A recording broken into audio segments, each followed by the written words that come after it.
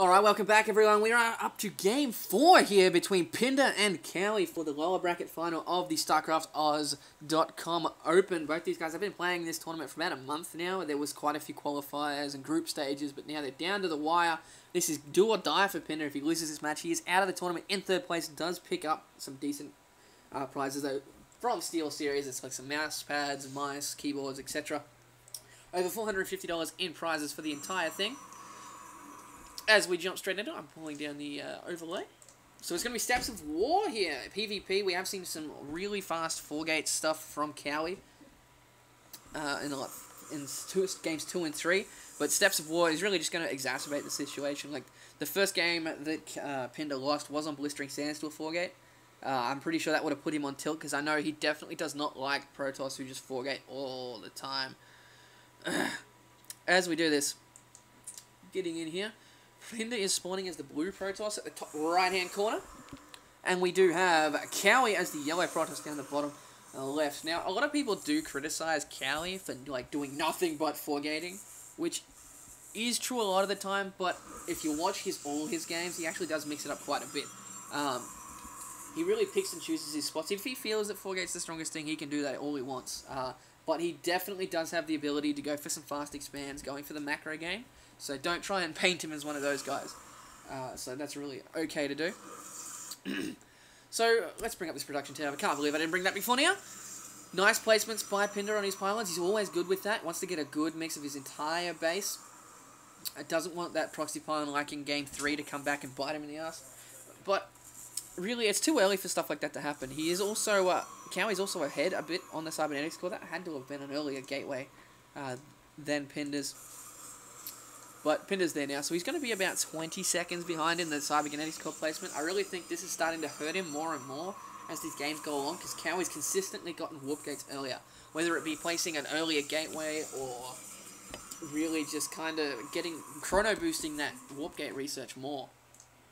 To anyone who's just joined us, I believe both of these guys are at least 17 to 1800 rating on the US server, but both definitely top tier in the SCA, because we don't have as many top tier players, which is kind of frustrating. 50,000 people in SCA versus the 500,000 in US.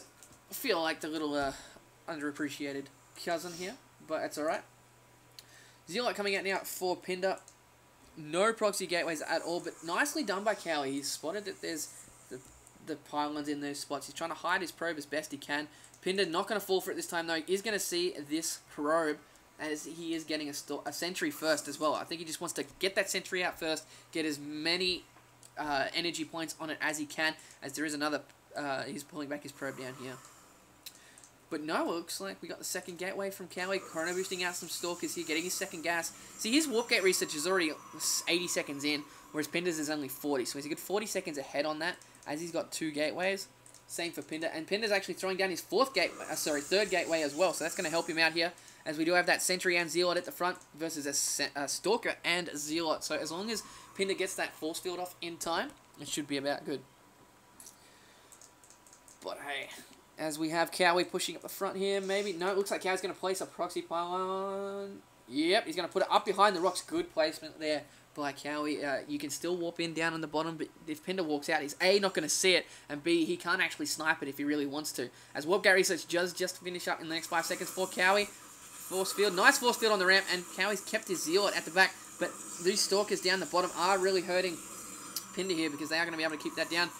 And he's not going to be able to see up the ramp. He wants to get that force field timing right. Nicely done. He does get that one stalker, but that stalker's going to be able to hit, and the stuff from the bottom is going to be able to pick up these sentries as well. So unfortunate for Pinder there. He is getting a lot more sentries than normal. His warp gate research just finished there, but he doesn't have any sentries to be able to keep that up down the bottom again, and he's going for the 4th gateway, but it's just too far behind again. Kind of frustrating to see this happen again, like 3 games in a row, especially in PvP.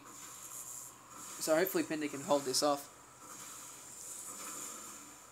As he is stalker, as Kowi is very stalker heavy, and Pinder's more sentry zealot. It's good to see. What a nice force field, keeping 4 of those sentries out. Stalkers out. As Pinder gets a lot more zealots, I really would have thought some stalkers there would have been the best choice.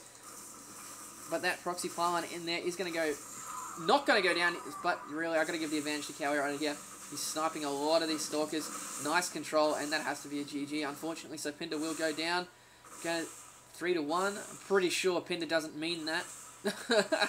Especially after being 4-gated twice in a row. But Kowi will advance to play Moonglade, which I have coming up in about the next 10 seconds.